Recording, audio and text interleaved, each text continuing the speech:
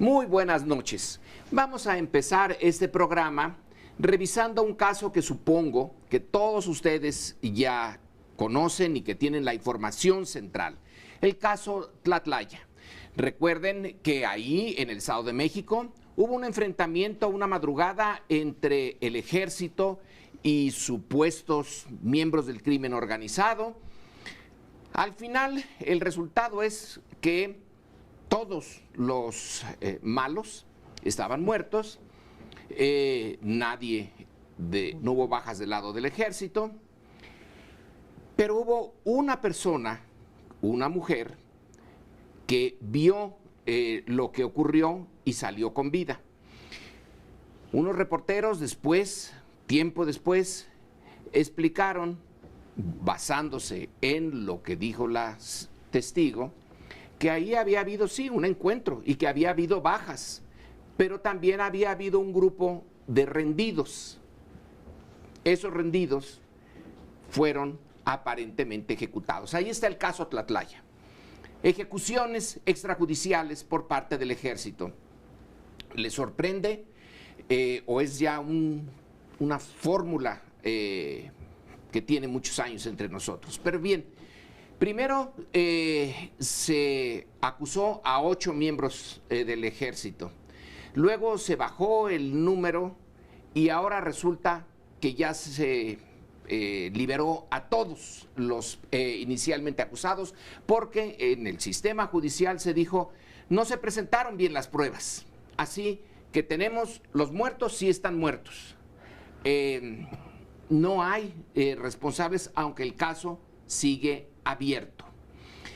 Dejo eso sobre la mesa para que reflexionemos sobre no nada más Tlatlaya, sino lo que implica el mensaje que se nos está mandando con esta resolución o solución del problema. El mensaje es que el sistema institucional de este país es un desastre, y eso absolutamente claro con ese caso y también el de Ayotzinapa, pero tomo el que pone sobre la mesa Lorenzo.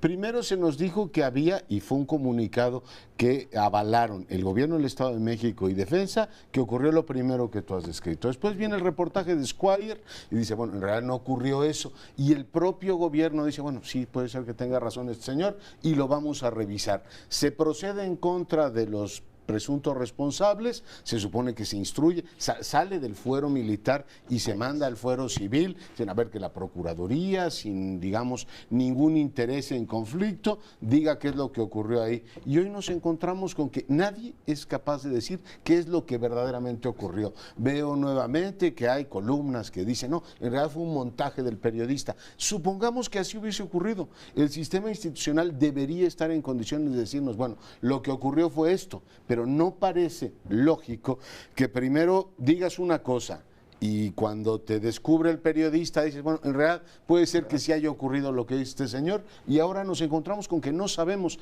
aún desde la óptica más optimista, diciendo, a ver, vamos a ver que sea, digamos, la versión más favorable, la hipótesis más favorable para el gobierno es de todo punto desastroso, que ni en eso ni en el caso de Ayotzinapa, ahí emparejo los dos temas, sigamos sin saber con precisión por el sistema institucional qué ocurrió y quién fue el responsable. Agrego una pieza de información a la confusión y a la ignorancia que tenemos sobre el caso Tlatlaya, porque como ustedes dicen, pues dónde quedó la bolita, dónde quedó. La verdad que es que la mujer, una de las mujeres que sobrevivieron, tuvo 2 diferentes declaraciones ante los peritos, ante el Ministerio Público, ¿no? La primera que dijo que nada más había un enfrentamiento, y la segunda en donde reconoce que después del enfrentamiento hubo unos rendidos y fueron ejecutados extrajudicialmente. A saber dónde está la verdad. Y nos vamos a quedar así, y entonces como no hay una verdad plausible, ¿sí?, nos vamos por el lado de decir este Estado mexicano no tiene credibilidad en sus instituciones. Segundo, el índice de letalidad que se ha manejado mucho y que es un índice muy sensato porque te habla de la relación entre cuando hay enfrentamientos entre la policía y los malos, como dice Lorenzo, resulta que nunca hay bajas del lado de los buenos y el índice de letalidad de los malos es absoluto. O tenemos una policía y un ejército realmente ineptos, o desde el punto de algunos maravilloso, ¿no? Porque siempre salen triunfantes. Este es un caso más en donde pues mueren, ¿cuántos eran? ¿24? No recuerdo bien la cifra. Recuerdo que eran 20 y pico, bueno, o 22, bueno. Sí, y ninguna baja, como dice, del ejército, que son cosas que no se entienden, porque si llegaron a esa bodega donde producían anfetaminas, en efecto, eso sí lo sabemos, ¿no? Que había ahí unos malos que producían anfetaminas, bueno, y los logran doblegar, no tendría que haber habido más que los muertos de inicio cuando salen y descubren que el ejército está cerca. Pero una vez más, nuestro sistema de justicia abona a decir los ciudadanos, no sabemos si estamos ante un caso realmente de injusticia en el sentido de ajusticiamientos extrajudiciales, o estamos en un caso de que realmente hubo un enfrentamiento y en el crimen, en este enfrentamiento, pues murieron estas personas, ¿no? Y así nos quedaremos. Y desde luego que estas confusiones y esta falta de precisión de los casos y esta ineficacia institucional en la investigación de asesinatos, de violaciones a derechos humanos, de, ¿cómo se llama?, extrajudiciales, ¿no? Todas estas cuestiones pues abonan a la impunidad. Y desde luego que eso motiva y incentiva a quienes están en ese tipo de situaciones, soldados, policías, municipales de todo tipo, a decir, bueno, pues total, las posibilidades de que me enjuicien, las posibilidades de que me hagan pagar, digamos, estas violaciones, pues son mínimas, porque el entramado institucional es totalmente ineficiente. Y en ese sentido yo retomaría, digamos, la disculpa que hace algunas semanas hizo el secretario de la Defensa, en el sentido de decir, nos disculpamos por la violación, en este caso de tortura, en aquel caso, ¿no?, por el video que se dio a conocer, pero es que esto de Tlatlaya, por ejemplo, pues también es una violación a los derechos humanos, por supuesto, es una violación a las garantías individuales, son ejecuciones extrajudiciales que el ejército no debería de hacer. Entonces, ¿de qué sirve que se reconozca y que se pida, digamos, una disculpa a la sociedad si en la práctica, a final de cuentas, se siguen o se van a seguir aplicando este tipo de abusos sin que el aparato institucional pueda llamar a cuentas a quienes incurren en ello? Si las palabras, las disculpas, pues pueden ser bienvenidas, decir, bueno, pues es un acto de valentía, es un acto de humildad, mucho de lo que se dijo al respecto. No, pero de lo que se trata es de que se pongan en práctica, de que se afinen, digamos, los instrumentos para que realmente la justicia se aplique y entonces sí haya incentivos para que los soldados y los policías no incurran en estas faltas. Aquí hay, esto no, nos llevaría mucho tiempo, nos tomaría todo el programa. En primer lugar está la historia. Por ejemplo, la Comisión de la Verdad para Guerrero ya nos da unos documentos en donde podemos adentrarnos en la manera como eran los usos y costumbres para acabar con la oposición armada en Guerrero, y era eliminarlos. No es factible que en realidad esa sea o siga siendo la política, la eliminación fuera de los canales legales, porque en efecto, como dice María Amparo, la relación entre muertos y heridos es inusual. Pensemos en cualquier guerra, pensemos en la guerra de Vietnam, donde están las cifras bien claras. ¿Cuántos son los muertos y cuántos son los heridos? En Afganistán los heridos son por mucho la mayor parte de las bajas. Aquí no hay heridos, todos mueren. ¿Es que hay algo especial en México o es una política que no está en documentos, pero está en la práctica?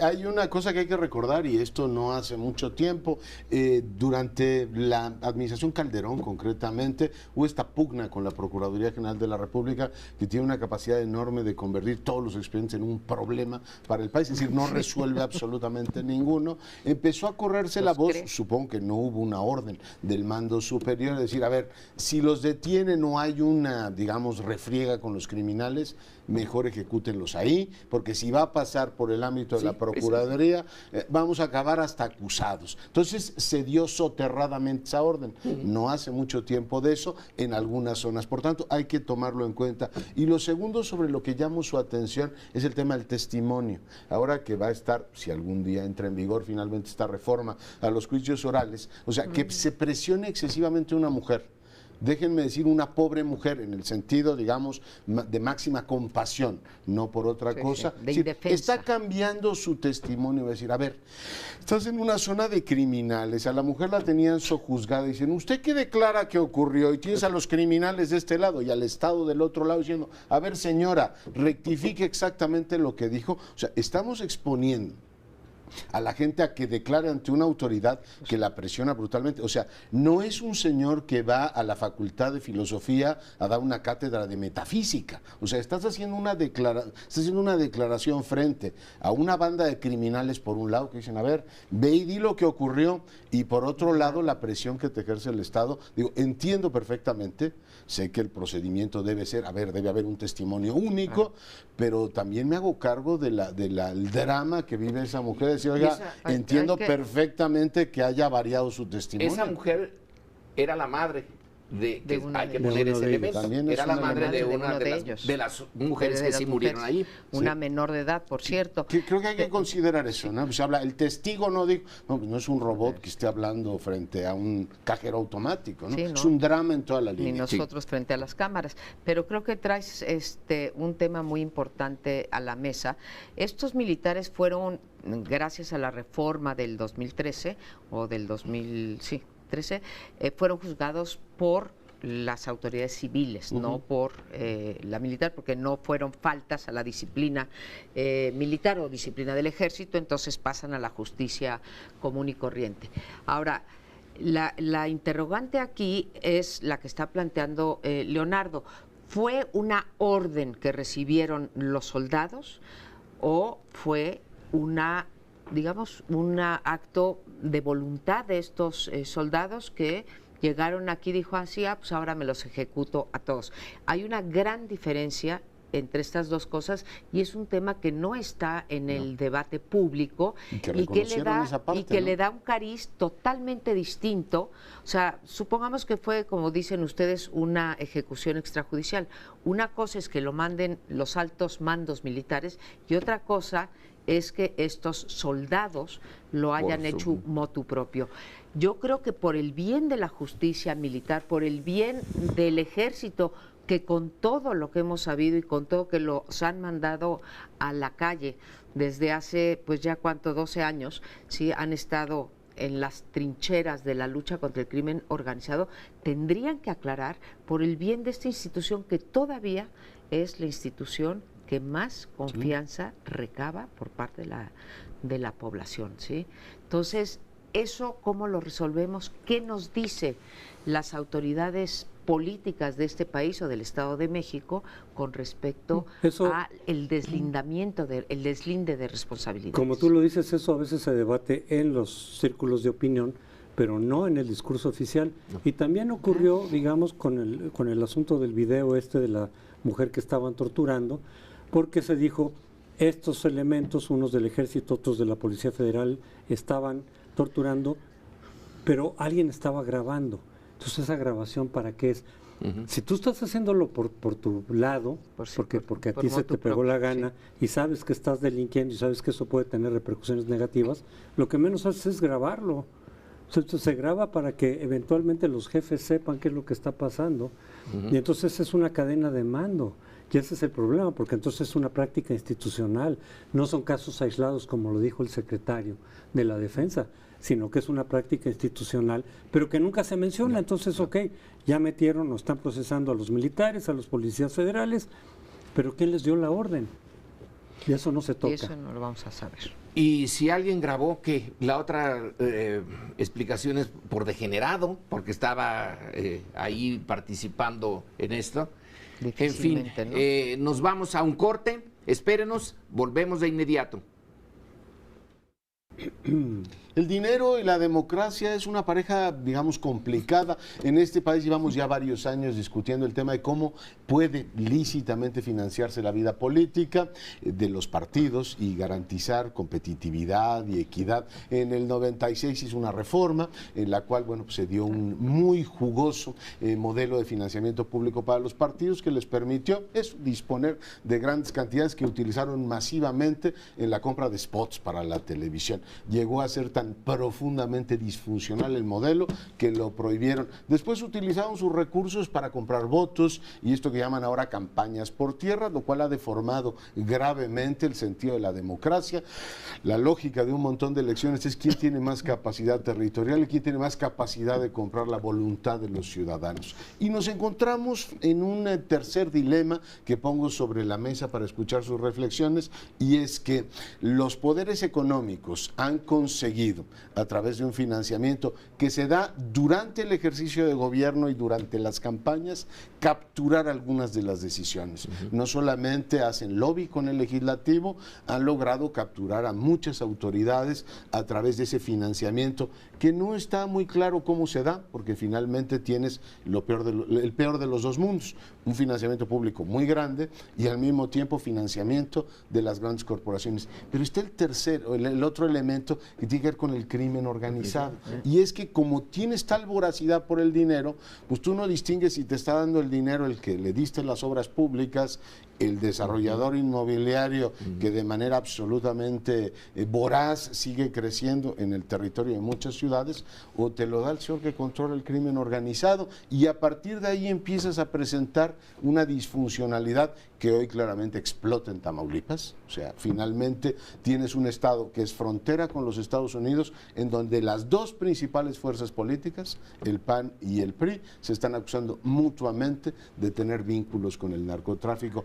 Creo que hay que buscar el dinero como pista, y me parece que la democracia mexicana, o la incipiente democracia que tenemos, está herida de muerte precisamente por ese problema, de esa dependencia del dinero. Explota, como dices tú, en Tamaulipas, relacionado más con la violencia y el dinero que seguramente pagan los del crimen organizado, los del narco, para tener candidatos afines, porque sabemos además que el crimen organizado no solamente se dedica al negocio de las drogas, sino que ha añadido otros como el secuestro, la extorsión, las violaciones, etcétera, ¿sí?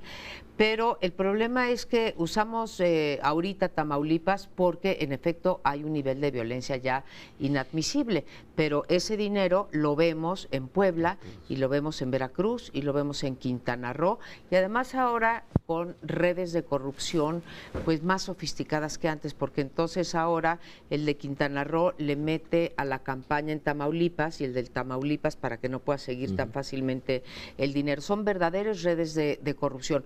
Discrepo en una cosa con Leonardo Curcio, porque con esta reforma del 2007, en donde que dice él, forzaron a hacer la campaña por tierra, sí, pero les dejaron el cielo abierto porque les regalaron también 40 millones de spots que no se les cobran. Entonces ahora tenemos por tierra y bueno, falta por mar, por tierra y por aire, ¿no?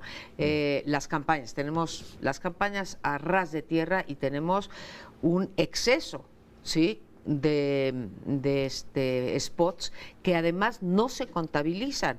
Fue un gane-gane para los partidos, porque les dijeron, bueno, ya para que no haya tanta inequidad, vamos a quitar y les vamos a dar los spots. Pero esos spots se deben de contabilizar en los más de 28,000 millones. Imagínense lo que son 28,000 millones de pesos que nos cuestan los procesos electorales, sin contar el dinero sucio. Entonces, platicaba yo, se lo cuento como anécdota, platicaba yo el otro día con un candidato a gobernador de algún estado de la República y me decía, bueno, ¿cuánto puedes gastar en tu campaña? Legalmente puedo gastar 53 millones de pesos, que es el tope de campaña. ¿Y cuánto te da el partido? ¿Por qué tienes que buscar financiamiento aparte, claro, porque el partido le da 4 millones, nada más. Entonces, pues todos los candidatos, si quieren ser competitivos, tienen que buscar dinero por debajo de la mesa. Entonces, yo encuentro que ahí está el vicio.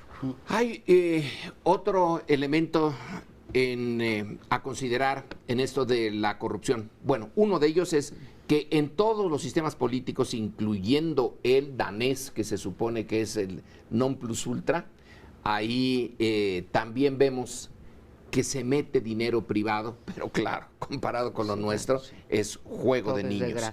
Pero lo que acabas de decir, María Amparo, le dan tanto, puede gastar tanto y le dan menos.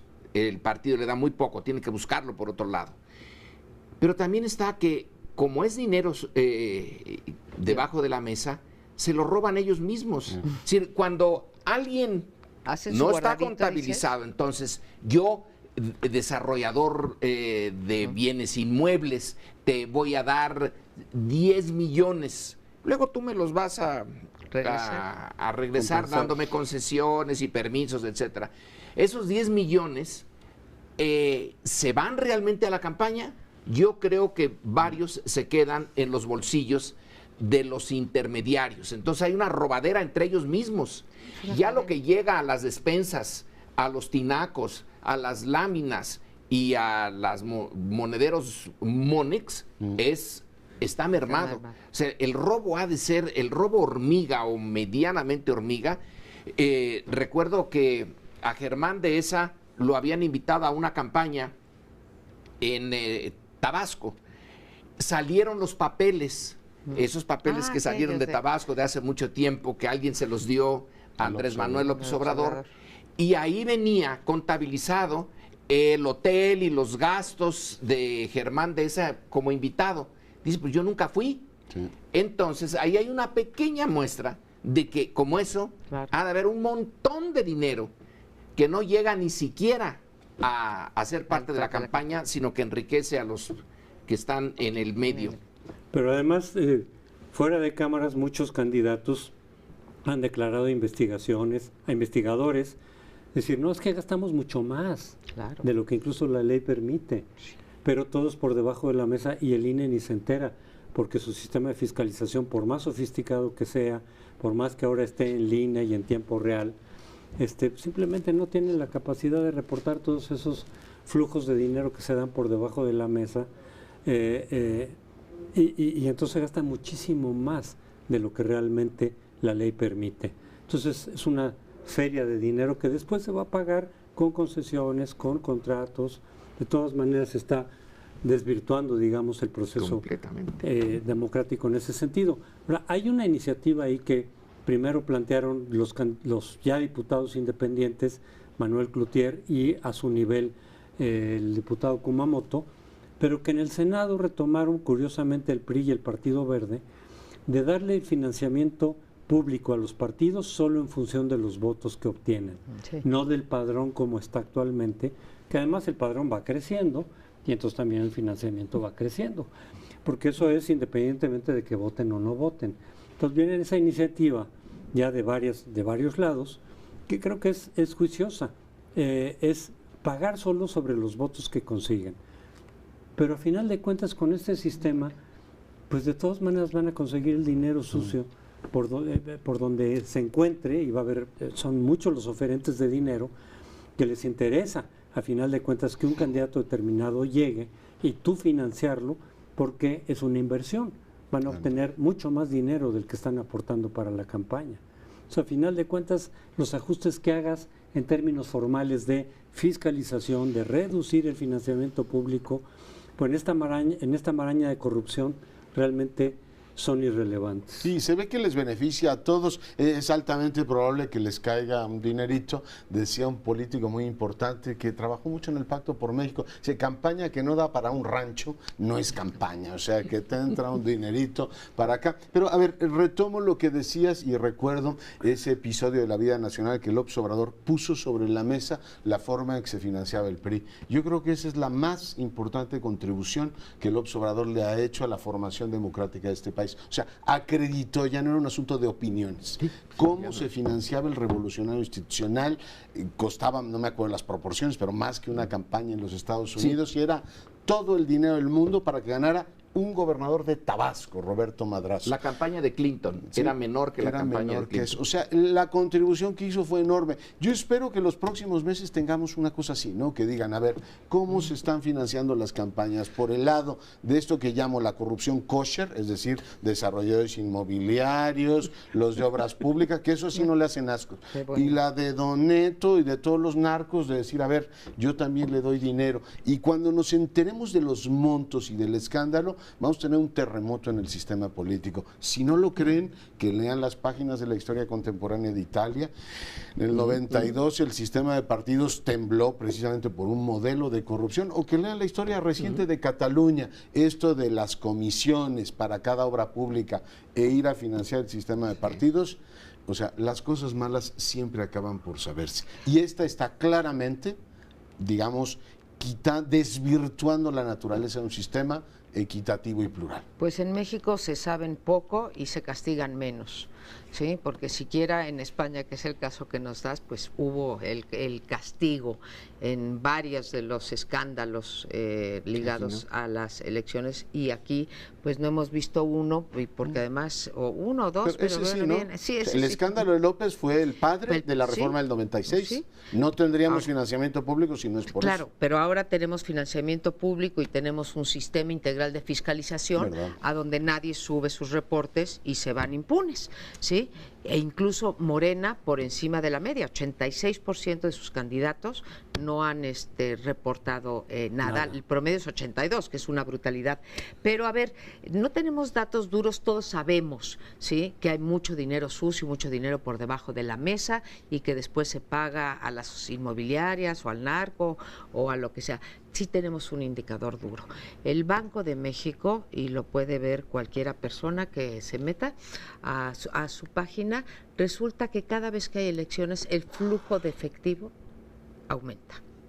¿Por qué nada más en época de campañas? Porque ese dinero no salen cheques, no es fiscalizable, no puede entrar la unidad de ¿cómo se llama? La unidad de fiscalización de Hacienda, la unidad de inteligencia financiera de Hacienda, pero el hecho claro es que en las últimas 3 campañas presidenciales e intermedias el flujo de efectivo sube notablemente sobre las transacciones bancarias. Entonces ahí hay un dato duro que hay que explorar.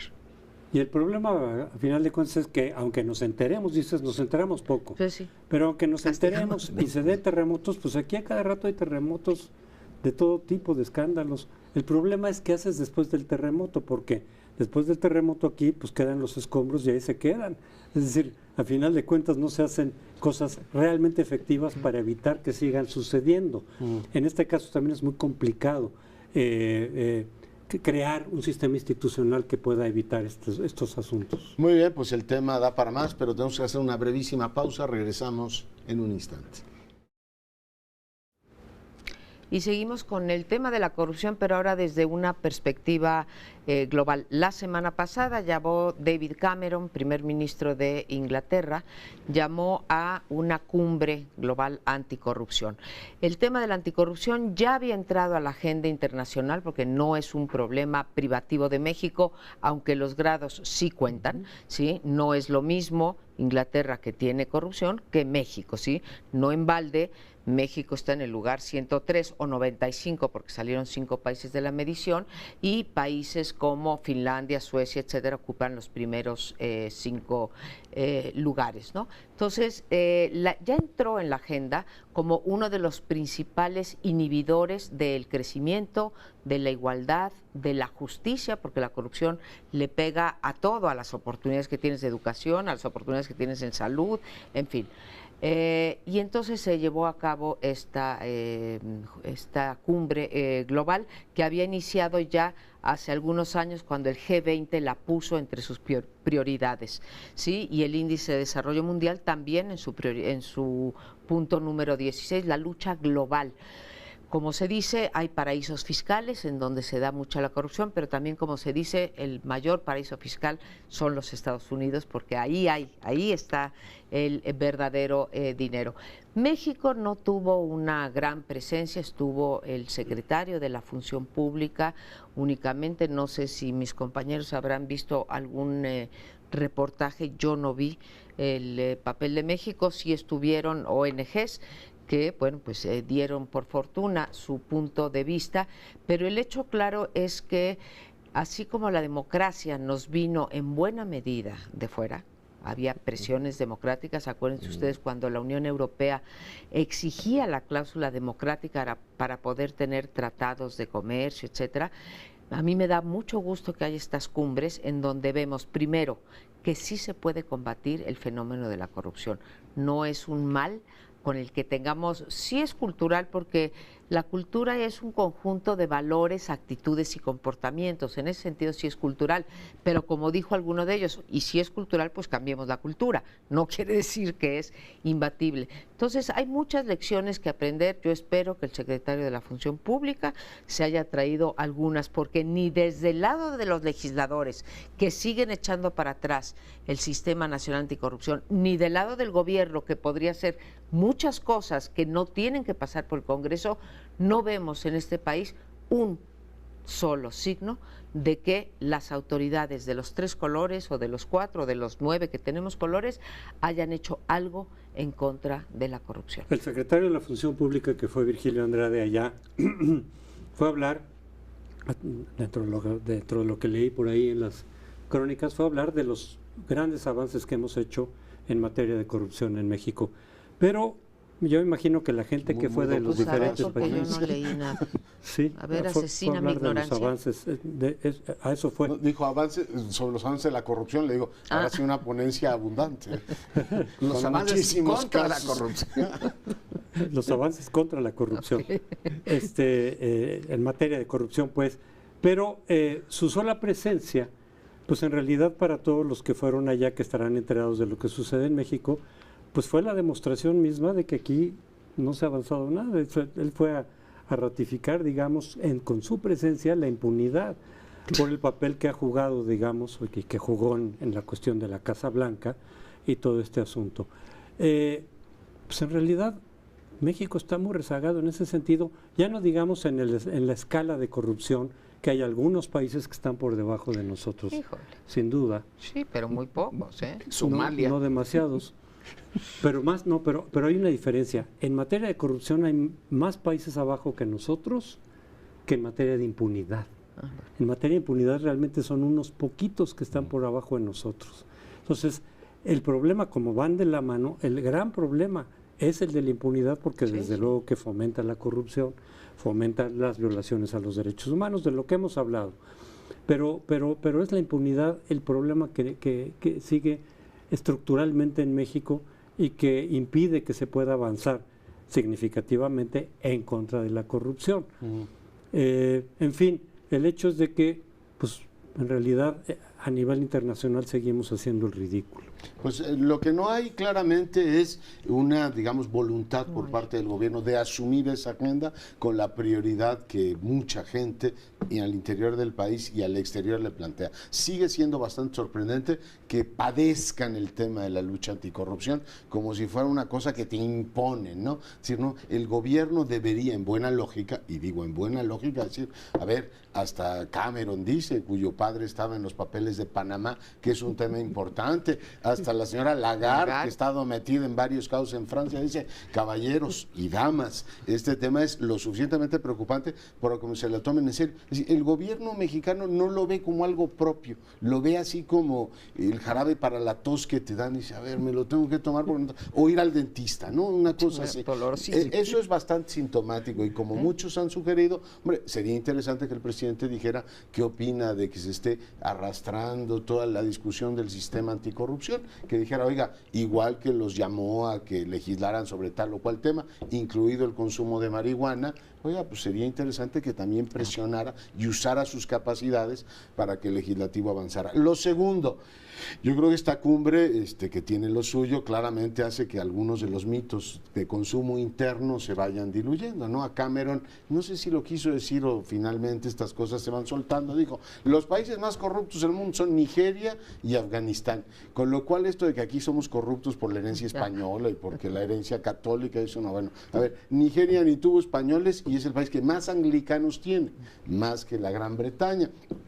Por tanto, si lo registras así como un tema religioso y de dominación externa, no te da. Y Afganistán no ha tenido ni anglicanos, ni españoles, ni ingleses, porque han echado a todo el mundo y es un país corruptísimo. Entonces, digo, hay que ir desmontando todos estos mitos que durante algún tiempo durante muchos años, han legitimado la corrupción como una forma de ser nacional. No es cierto, y ligado a instituciones razonablemente sólidas. A lo mejor los ingleses son corruptísimos, pero tienen instituciones que les van limitando las uñas. Creo que el asunto, lo decía muy bien Crespo, va por ahí. Esto de Virgilio Andrade como el representante de México allí, hay que darles un punto positivo. Tienen sentido del humor. Tiene un sentido del humor fantástico el gobierno mexicano. Manda a Andrade, que tiene todo en su contra. Decías, José Antonio, la impunidad es realmente Bueno, Andrade es el representante de la impunidad. ¿Cuál Casa Blanca? ¿Cuál Casa de Malinalco? No ninguno, no hay ningún problema. Fíjense que, bueno, estas transacciones con el señor dueño de IGA, pues fueron antes de que llegara a la presidencia. Formalmente se hicieron entre que deja la gubernatura Peña Nieto del Estado de México y asume la presidencia de la República. A ver quién se lo cree. Pero el tema que lo toma Cameron, porque también lo toma Estados Unidos. John Kerry, en su artículo que publicó Reforma hace pocos días, señala que para ellos, para Estados Unidos, para la gran potencia, para la gobernabilidad del mundo, ya no están para aguantar la corrupción. Que ellos fueron corruptos, ni duda. ¿Quién diablos metió el tema del narcotráfico? Pues los ingleses, cuando obligaron a los chinos a consumir el opio, porque ellos lo producían en la India y ellos le sacaban un buen dinerito. Y en ese negocio del opio también entraron los norteamericanos. Hasta un pariente lejano del presidente Roosevelt era uno de los traficantes de opio. Entonces, los países desarrollados que ahora lo ven esto como un problema, ellos también lo sufrieron, no están libres de culpa. Y cómo han disfrutado de corromper en países que tienen muy poca institucionalidad. A los nigerianos, las empresas petroleras, es una manera muy fácil de hacer negocios en Nigeria para los petroleros. Pero sí, ya llegó el punto en que ahora el mundo externo va a ser el que esté presionando. Ya Hillary Clinton también anunció que para ella el problema de la corrupción y la impunidad es un problema internacional. Si llega a la presidencia, espero que haga algún ejercicio de presión sobre el gobierno mexicano. No sería lo deseable que nuestra soberanía se viera en esas condiciones, pero si no hay otra salida, pues bienvenida a la presión externa. Hoy está en la agenda global porque creo que han entendido aún los países desarrollados que ya no es la corrupción, el aceite, ¿sí? Para que la maquinaria funcione en los países menos desarrollados, sino que ya esté teniendo rendimientos decrecientes. Qué bueno que sea la naturaleza económica la que nos lleve a combatir la corrupción. Yo creo que es más efectivo si demuestras que tiene costos económicos muy severos, ¿sí? A que si invocas a la moral, ¿sí? ¿No? Me parece mucho más sensato hacer eso. Y lo que hay que reclamar es lo que dice Leonardo, o sea, Los Pinos, teniendo la presidencia de la República, teniendo el problema más serio de corrupción, no digo que no lo tenga el Poder Legislativo, se ha demostrado con números que lo tiene, que no rinden cuentas de sus asignaciones parlamentarias, que dan moches a los municipios para que después les den a las sociedades, pero el silencio de Los Pinos en un tema tan sensible y en un país presidencialista me parece inexplicable. Si el señor Peña Nieto, el presidente Peña Nieto, quiere pasar a la historia por sus reformas estructurales, ahí tiene una preciosa, la reforma estructural en materia de corrupción. Decías en otro momento que es una cuestión de cultura también la corrupción. No sí, necesariamente, no de ser nacional, de cultura. No necesariamente asociado a que si venimos de los españoles o que la colonia, porque en todas partes del mundo lo ha habido. Ese comportamiento también que tiene que ver con la cultura. ¿Cómo cambiar los comportamientos? Con la eficacia de las instituciones, no hay de otra. Y está el típico ejemplo del mexicano que se pasa a los altos y que hace todo aquí en México, se cruza la frontera de Estados Unidos y ahí sí respeta, porque ahí sí va a haber automáticamente un castigo. Entonces son la fuerza de las instituciones las que pueden cambiar los comportamientos. Y como dices tú, es la mancuerna, corrupción, impunidad lo que está dando al traste con este país. Nos vamos, tenemos todavía un último bloque con ustedes. Bueno, es uno de los más graves problemas de México es la impunidad, porque está asociada a la corrupción y al abuso de poder en general. Pues justamente eso es lo que define una democracia. Una democracia eficaz es la que puede castigar, es decir, termina con la impunidad, castiga los abusos de poder. No al 100%, eso no existe, eso es una utopía, pero sí en una buena medida. Y eso es justamente lo que en las democracias incipientes falta, ya no digamos la de México. En América Latina sí nos han rebasado de alguna manera en llamar a cuentas y en remover en algunos casos a presidentes, a jefes de Estado o expresidentes que han abusado del poder, exmilitares muchas veces, y los llaman a cuentas y a veces los meten a la cárcel en muchas ocasiones, algo que en México nunca ha ocurrido, ni siquiera con un expresidente. Uno de los elementos esenciales de la democracia es la capacidad institucional para remover a un jefe de gobierno que ha abusado del poder, pero en funciones, ni siquiera tienen que esperar a que termine, en funciones lo pueden remover. El caso típico el del Watergate con Nixon, y ahora en Brasil. En Brasil ocurrió con Collor de Mello y ahora con Dilma Rousseff.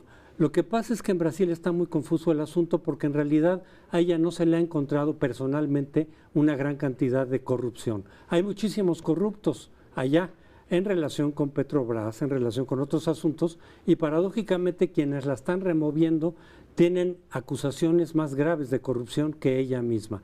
A ella la están procesando legalmente para removerla por asuntos administrativos que no deberían de ocurrir, pero que no son tan graves como para que justifiquen la destitución. En los sistemas parlamentarios sí se puede remover a un jefe de gobierno por razones políticas. No tiene que incurrir en una violación grave a la ley. Cuando hay un muy mal desempeño de un jefe de gobierno, el Congreso le puede pedir o emitir un voto de censura y entonces puede ser removido, aunque no se haya pasado ni un alto.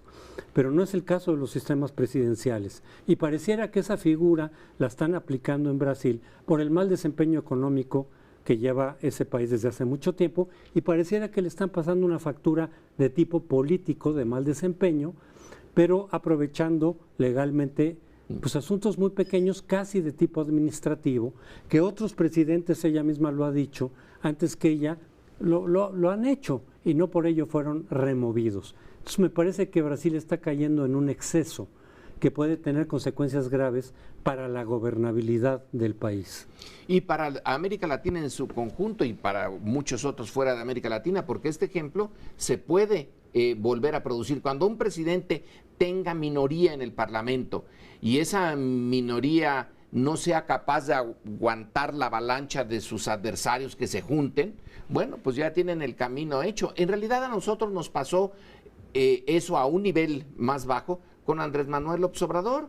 Se le acusa de no haber removido una maquinaria, ni siquiera de seguir construyendo una calle que iba a un hospital Entonces, Privado. por haber dejado la maquinaria ahí, se le vino el Desafuero, cielo la encima, el desafuero, y el Congreso en su conjunto dijo, este es un país de leyes, esto no se puede permitir, etcétera, etcétera.